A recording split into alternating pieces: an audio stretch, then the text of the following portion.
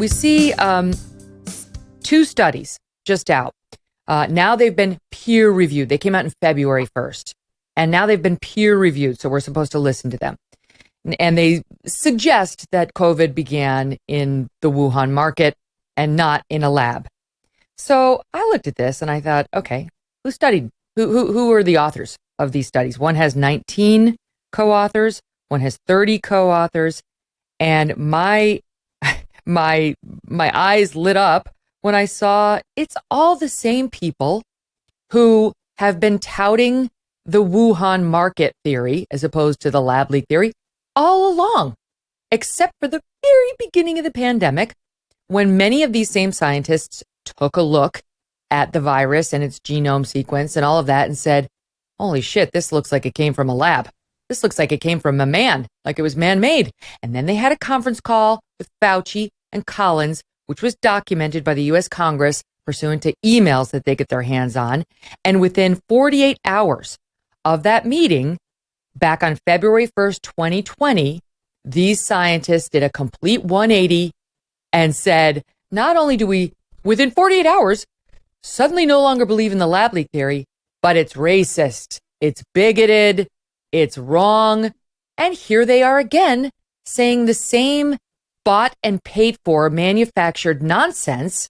And the media, of course, without doing any investigation, just repeats it and touts it and sort of puts the finger in the thumb of the thumb in the eye of those who said, looks man-made, looks like it's probably from that Wuhan lab. Do I summarize the events correctly? Yeah, and what a damning recounting of events that I agree with every word you said. We're 2.5 years into this pandemic, and we still don't know how it began. And one of the main reasons we still don't know how it began is because all of the people who have that information, rather than spending all of their time and expertise and our money actually trying to figure it out, have spent it trying to obscure the origin. That's what they're doing here. They're abusing science to tell us something that they themselves know is not accurate, which is that they know how this started.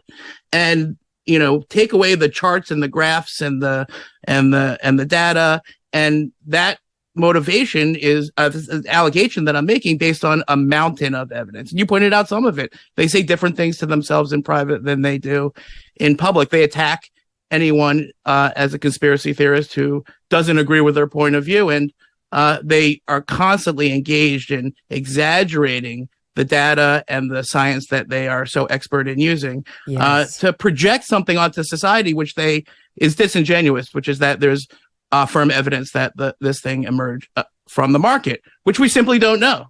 Okay. And then they go out into the press, and mostly the science press, which is honestly like a subset of the media, which is sort of the most source captured part of the media I've ever seen in my life, because they launder this narrative, which is, we definitely know it came from the market. And if you look at the report itself, it says there's insufficient, quote unquote, insufficient evidence. It's in the report that they know that where this came from at all. And more than that, the paper admits now, after it got reviewed, that they have no idea what happened before the market. In other words, they don't know. All they're saying is that it was a super spreader event, not the origin event. We already knew that already. That's exactly and yet here they are in major papers saying that, this proves that the market theory is true, and the science journalists run with that. And it's a pattern for 2.5 years, and it's egregious. And this is just the latest example of these people who have a conflict of interest, Megyn. That's the other thing that I think you're pointing out here is, if the lab leak theory is true, we don't know, but we should investigate it, don't you think? If it's true, all of these people have a lot to answer for, and they don't want to answer for it. That's the bottom line. All the way up from Francis Collins and Fauci to Anderson, and all of these guys who have a clear conflict of interest cannot be seen as independent adjudicators of this issue, because their careers depend on convincing us one theory and not the other. That's exactly right. I mean, everything you just said is so smart, and I want to pick up on a bunch of it. So first of all, about how these so-called scientists who are just given the pen by Science magazine, by Nature magazine, just write whatever you want. they do consistently exaggerate what they actually know.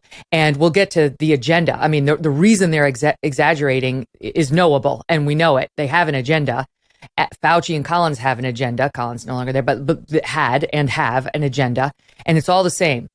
These guys want to do what Fauci tells them to do, and these studies were funded by Fauci. They were funded by Fauci, by NAISD, and by the National Institutes of Health.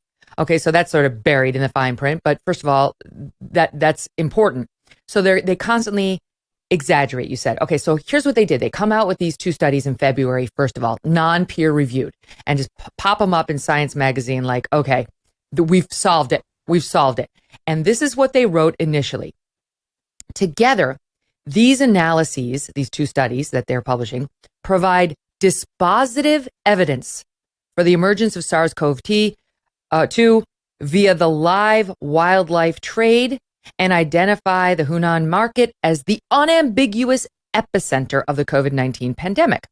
Now, okay, and I'm quoting because this is a great little sort of comparison done by somebody named Francisco de Assis, he's done a lot of great COVID reporting. Sure. And he noticed the differences. So that's what they said, dispositive evidence that it came from a market. Now they say, after it's been peer reviewed, while there's insufficient evidence to define upstream events, meaning they don't know what caused this, the exact circumstances remain obscure. Again, we don't know what caused it. Our analysis indicates that the emergence of SARS-CoV-2 occurred via the live wildlife trade in China and show that the Hunan market was the epicenter, no longer unambiguous epicenter, but just epicenter of the COVID-19 pandemic. So the peer-reviewed version of the article basically just says, we have no freaking clue what happened before it infected a bunch of people at that market.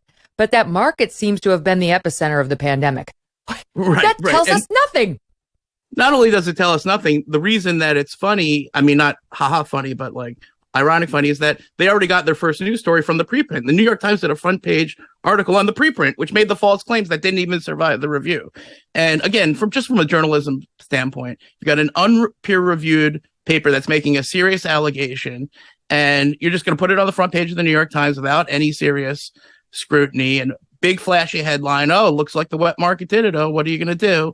And then here we are, 4 months later, and it's totally changed. Are they going to put another front page story on the New York Times to tell us that actually none of that was true at all, even by the paper's own logic? No, all you see is like, oh, well, we're pretty sure it came from the market, which is, I mean, if you just step back for a second, Megyn, because people can get lost in the mumbo jumbo. And, I find that when I'm trying to explain this to people, it's really important to point them to the experts like Alina Chan at MIT. I mean, she's just MIT, but anyway, give her scientific analysis a look.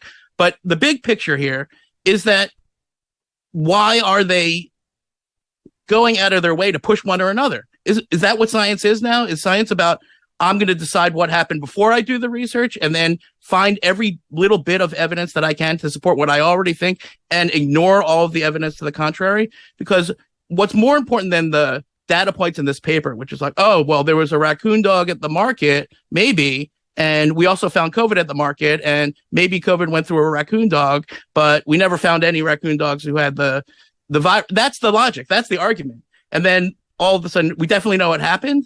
I mean, it's an insult, really, to the intelligence of the American people and the readers and the viewers, because if you just think about it for 2 seconds, you realize, oh, wait, they're taking tiny bits of data that they're cherry picking and then trying to convince us of something that they must know is a super weak argument. Why are they doing that? What's the scam there?